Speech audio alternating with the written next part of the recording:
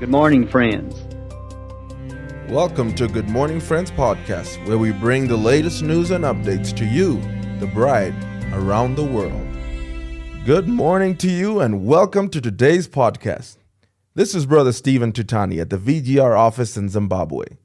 Today, we have a very special episode.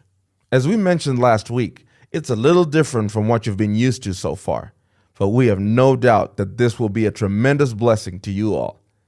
As you might remember, VGR Jeffersonville is on vacation at the moment, but before the summer break started, we were able to sit down for an in-depth interview with a very special guest.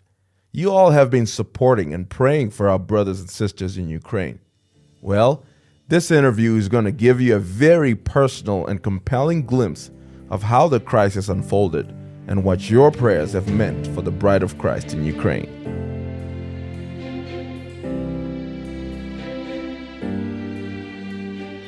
Brother V just came back from helping Ukrainian refugees to get settled in Norway.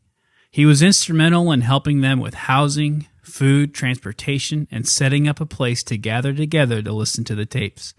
He is here with us, and we asked him to give us an update on the situation in Ukraine. I want to welcome our very special friend to this podcast. It's so good to have you here, Brother V. God bless you. God bless you, Brother Will. Brother V, you were in Ukraine at the beginning of the war and for a large part of it. You helped believers escape to other countries, especially Norway. Can you walk us through the steps it took in order to do that?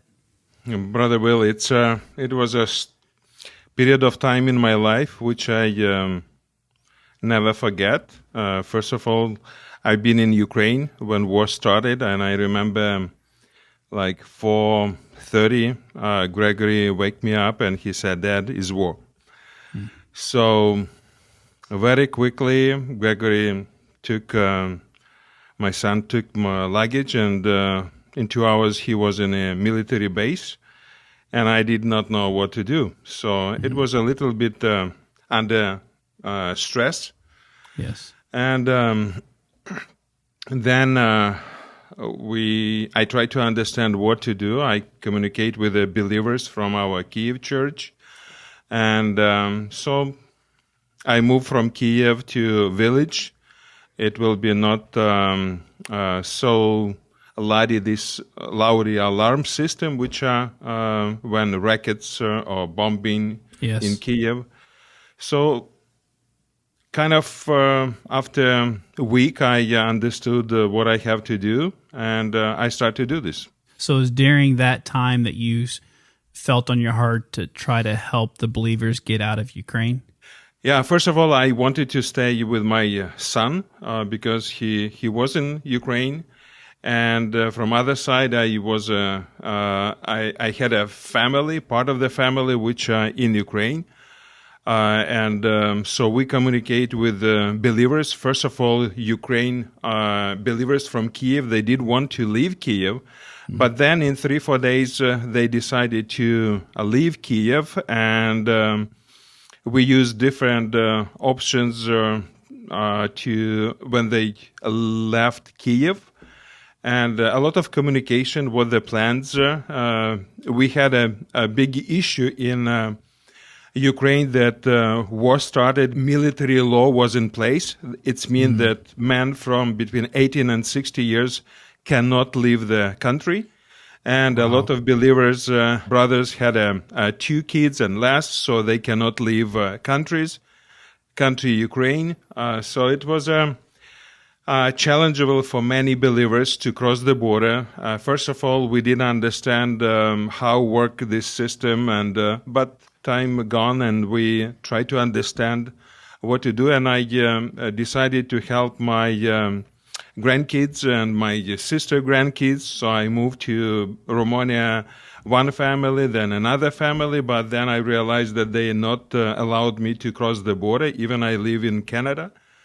So I had an issue with that. But everything was come to the stage when you have to just to do what you can do in this situation. Yes. I can't imagine.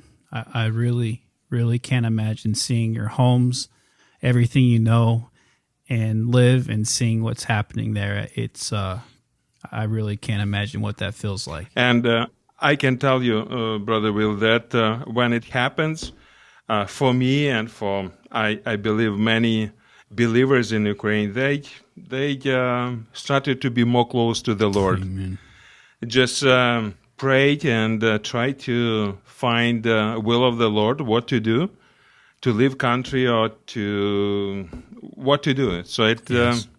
I remember my very special friend, Sister Donna, she said, from Canada, she said, I'm more closer to the Lord when my husband fly plane and I was on this plane. So I was always, my prayer life was Amen. on a high level. Yes. Yes. That's so true. Brother V, don't you have a testimony of how the Lord helped you to get out of Ukraine and about losing some of your baggage or belongings? Would you like to share that testimony? Yes, it was a first time when I came tried to cross border. They said, no, you are Ukrainian, you have Ukrainian passport, you don't have Canadian passport, you have to stay in Ukraine. So I went to meet military bases and explain my situation. But then when I moved one family, then second family, I was very tired after these 2 weeks. And I remember I went to a gas station, I had a coffee, because in line, we waited in line 10 hours, 12 hours to cross the border. Some days it was 48, 60 hours necessary to wait on a border. So I was so tired. We moved through the border. I got special permission to cross the border. And when we Romanian believers from Pentecostal church met us and just help us in a way how they can, it was very special. And then when I came 2:30 in the night in a room, I realized I don't have my black case or black. And there everything was all cash money, around $8,000, all my passports, everything. And I just, wow, what to do? And I remember I spoke with Special, my friend, and I said, I'm so tired. I even cannot talk. But if you can pray, Brother Joseph, for this case, please. So I wake up after 7-8 hours, and I called to Ukraine, and there was one man which was on a gas station. I said, please go to this gas station and ask, is it possible? It's maybe 1,000 people go through this gas station during the day. And he came, and he called me. We found there are one lady which saw that this your case was maybe 6 hours without that nobody pick up, so she decided to take home, and and told manager that if somebody will ask, I have this. So it was a very special things that Lord just gave me this, all my passport, all my credit cards, all cash, everything back to me. It was so special. Wow.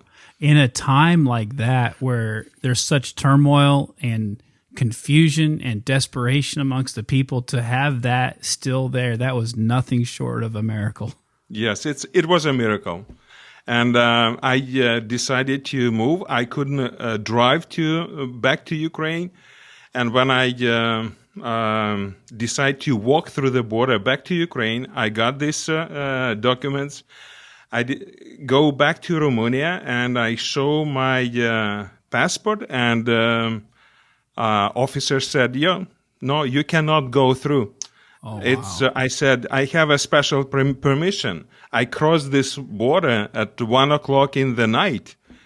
He said, it's this permission already canceled. Wow. But give me passports. And I went and I waited for 30 minutes. And he came and he said, you can cross the border. So it was just blessing for me. Blessing on blessings. Wow. Brother V, can you tell us a little bit about how the believers are doing in Norway, how they're settling in? Well, it was so nice that believers team which created Voice of God, Brother Joseph, to have this team of support for Ukrainian believers. They help so many believers to come to Norway. And it was a very good decision because this is a nice country, very nice fish in there, very very nice mountains, hiking. So it's a special country, and there are special men, which his name Brother Svein Uller. He had a desire in his heart to help to receive this, to help these Ukrainian believers. So I called him and he said, welcome. And from this time, all VGR team group worked to deliver everybody who wanted to come to Norway. No, not 100% people wanted to come to Norway. Some people went to other countries, but who came to and stay in Norway, they've got just so much blessings. I can tell you how happy they are. If you had a chance to see this video about Norway, which sister made it, it was a so special time for them, especially when they saw that it's they came to 2,000 kilometers from the home and they had a taped church. They had so much love from Norwegian believers, from young people, from adults. It was incredible. They just felt we feel that God is here. That's perfect. Oh, that's wonderful. Brother V, we heard about a brother, Timothy, who was a young Ukrainian believer, and how that this whole situation has changed his life. Can you tell us a little bit about his testimony? I know him probably 8-10 years, and this is one of the boy which came in 2017 to Stillwater. Yes, with his dad and another brothers, and so he was baptized before when he was 10 years old, but when war started, they work in Hungary with a wife and some members of family. When I had in my heart to call him and suggest if he's interested to come to Norway, he immediately, when I said we try to help to create the group, will be listen tapes, and he said, I go. It doesn't matter for me. I go to Norway. So 7 people came from Hungary to Norway. And during 1.5 months, which I was there, I just saw how Lord deal with his heart. It's unbelievable. He, especially during these services, which we had on an Easter time, I saw he just cry. After one service, he came to me. He said, I want so much to serve Lord. And then God constantly worked with his heart. And he said, I would like to fix all issues in my life. I just would like to serve him. And I remember that Brother Svein Uller, our Norwegian friend, he spoke with him. And after that, he decided, he took Bible and he went to the message tablet, and he went to the mountains. And when he came from the mountains, his wife and mother-in-law saw, he opened door, and it was another man. It was so special. Wow. It was so special. And after that, he said, I would like to rebaptize and to serve the Lord. Oh, praise the Lord. That is really special. The Lord is working, and he uses many different ways to get our attention and to sometimes use hardship to draw us all closer to him. Yes. And I would like to tell you, just with during these months, 1.5 months when I was there, Brother Svein Uller and his family and brothers and sisters from Norway, they wanted to help these Ukrainian believers. And one of the questions was because they didn't have a 2 years church service. Wow. And because of pandemic, so Norway canceled this pandemic limitation, and Brother Svein Uller decided to have a church. And we had a first church. So we had a first church, state church. It was good. We tried to sing songs in Ukraine, Russian, and English, and Norwegian. And then a couple weeks later, I came to Ukraine and I said, look, you are young. Here is a young people and older people. I just would like to share how I learn English in Canada. I learned by listening Brother Branham, and I learned by singing songs in Kenistina Church. So he said, and I suggest him, this is your choice. But if you would like to have the same services which Branham Tabernacle has, with the singing in English, not to put on a screen Russian or Ukraine and English and Norwegian, they said, this is your choice. But if you would like to try, I personally recommend you to try. You will learn English, you will learn Norwegian in Norway, you will you learn Ukraine, you know Russian, so it will be very good for you on a life journey. So they said, okay, we will try. So what we did, Brother Invar sent before service, when we knew what tape, we know what kind of preliminaries, we sent these songs to Ukrainians. Saturday and Sunday, and they learn at home. Really? They started to learn in English. Wow. And then we start first service with a preliminary with sing songs in English. I saw how they, how was uncomfortable a little for them. But I can tell you, 1 month later, they enjoy so much. And people who did not know English, they learn a lot of English words, and they enjoy praising Lord together with Norwegian group. So it's very special. That is very, very special. Brother V, is there anything else that you would like to tell our listeners about the Ukraine situation? I would like to say I'm proud Ukraine people, Ukrainian as a nation, how they come together and to fight. I am so happy that Ukraine believers, basically all of them, they are in safe place, and they have opportunity to serve Lord outside Ukraine. So even when I see this Norwegian group, Ukrainian believers, it's so help for Norwegian part of the bride. And for Ukraine part of the bride, when they come together, they serve God, they do a lot of things together. But most important, they listen tape together. They enjoy. They was looking to that.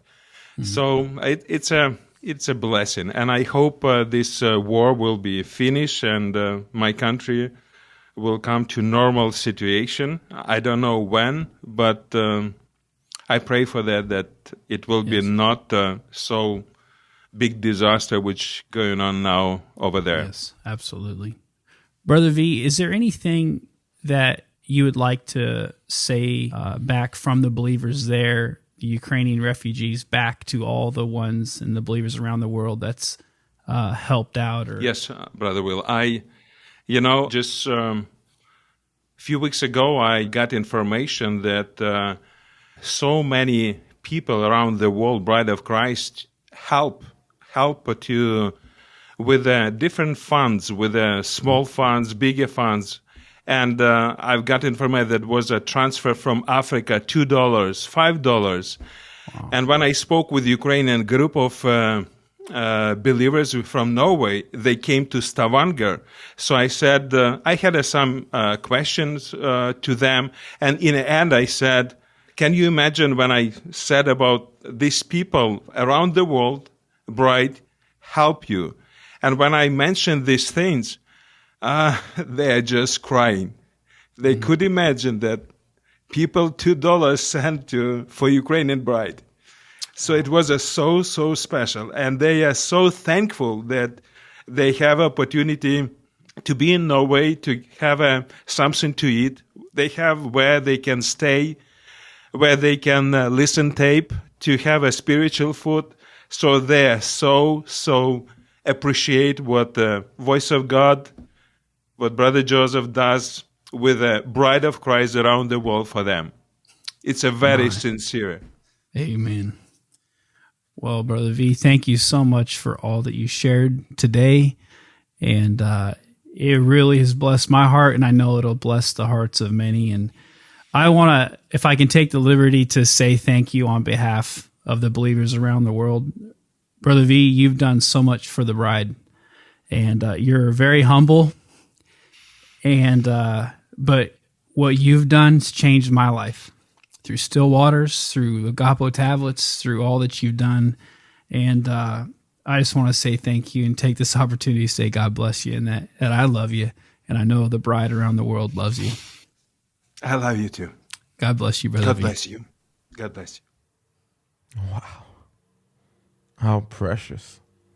Well, Lord bless you, Brother V. We certainly love and appreciate you. And thank you, Brother Will. That was very special.